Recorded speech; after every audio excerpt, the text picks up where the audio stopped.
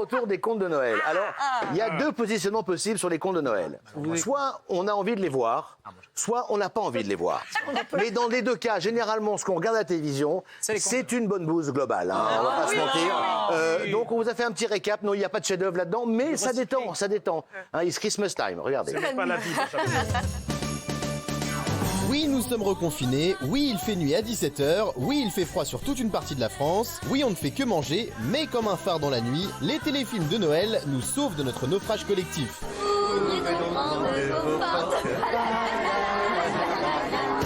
Ces contes qui envahissent nos écrans depuis lundi et qui sont si réconfortants, des histoires improbables, des pulls avec trop de couleurs, des Pères Noël mal doublés en français, bref, le programme idéal pour traîner sur son canapé sous son plaid.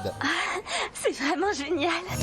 Si ces programmes sont chaque année un rendez-vous que les Français plébiscitent avec le confinement, ces programmes cartonnent encore plus que d'habitude, comme le confirme Jonathan Escarpiado, adjoint de la directrice des acquisitions de TF1.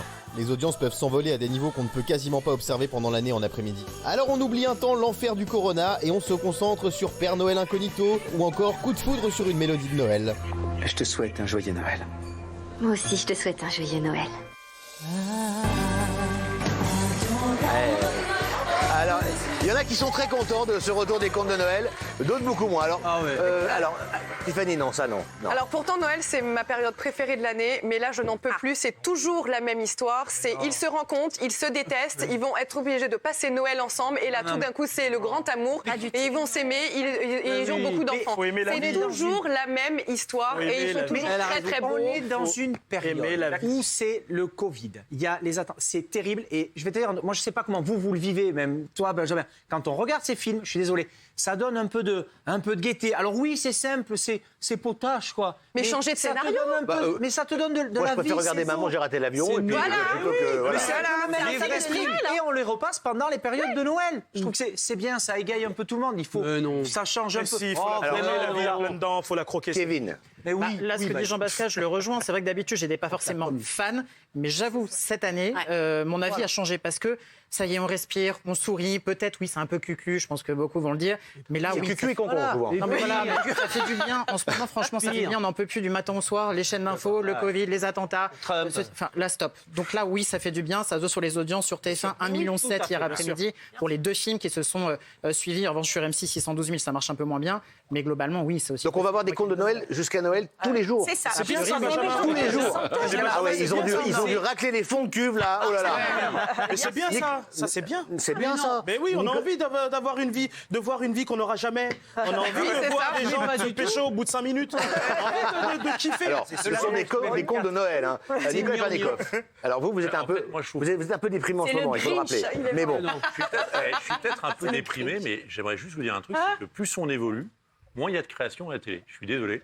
Mais là, on se reprend encore des rediffusions. Il y avait une époque, il y a 5, 6, 7 ans, vous aviez le choix pour plein d'émissions en deuxième partie de soirée de débat. Vous aviez 16 discutes, vous aviez De la Rue, vous aviez Ardisson, vous aviez plein de gens que vous pouviez retrouver en deuxième partie de soirée. Mais non, il n'y a plus rien. Il n'y a plus de rendez-vous. Même hier, je vais vous dire un truc, mon rendez-vous du jeudi Balance ton poste m'a manqué hier. Parce qu'il n'y avait pas d'émission, il n'y a plus d'émission de débat. Il y avait la bande Rafra. Non mais d'accord.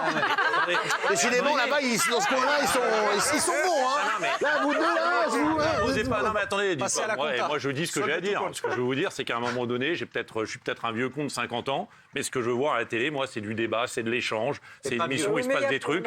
Aujourd'hui, moi, j'ai pas du tout envie. Alors, ça ne regarde que moi. J'ai pas du tout envie de voir ça. On les a vus 27 fois. C'est toujours la même chose. Concon, cucu. Je suis totalement d'accord avec vous. Donc, je suis déçu. J'attends autre chose aujourd'hui de la télévision. Donc, ce sont des succès, ce que j'appelle moi des succès par défaut, parce qu'il n'y a plus rien d'autre à dire. Alors, comme d'habitude, Magali Berda, qui est votre contradictrice préférée et adore les contes de Noël. Que je t'aime.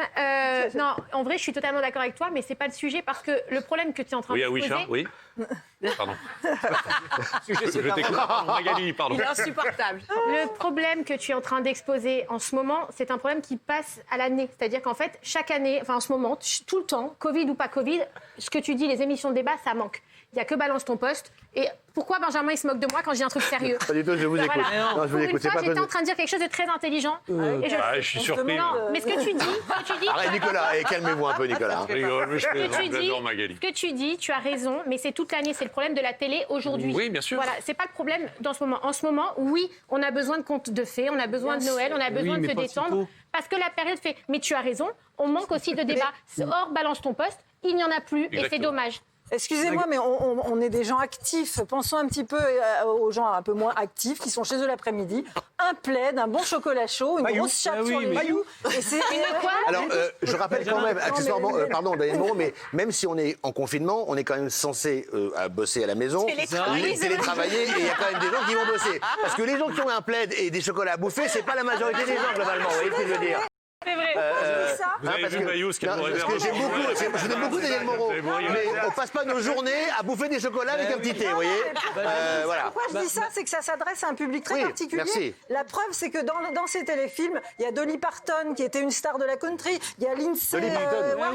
Il y a que des stars des années 60. Vous voyez, ça s'adresse à un public particulier. On n'est pas la cible. Daniel, Je suis désolée, ça fait du bien. C'était il y a longtemps, elle avait 20 ans. Alors, justement, il y a encore des gens qui aiment ça. Kevin, 20 ans. Juste au-delà de ça, Nicolas, je suis pas d'accord avec toi. En plus, toi qui es producteur d'émissions, tu le sais, aujourd'hui, produire des émissions, c'est très compliqué. Là, on vient de parler d'une émission nouvelle sur France 2, tu n'aimes pas. L'émission de Julien Courbet sur M6, elle ne fonctionne pas très bien en ce moment. Donc, à un moment donné, la création aujourd'hui est très compliquée. Tu le sais. Moi, pour bosser aussi en production, aujourd'hui, les chaînes ont gelé les budgets. On ne peut pas créer. L'audience, elle est là. Une chaîne ne va pas créer pour perdre de l'argent, pour pas faire d'audience. Le Conte de Noël fait 1,7 million l'après-midi. Donc c'est quand même... Et je peux vous dire, attends, Nicolas, je peux vous dire que le truc qui a fait 1,7 million, il a coûté 20 000 balles. C'est clair, même pas. Même pas. 5 000. Le débat est clos, ça correspond à un public. Bon, bah alors, merci. Alors, on va suivre les conseils de Daniel Moreau. Achetez-vous des petits chocolats, un petit peu de thé, tranquille et un petit plaid. Allez, on va avancer.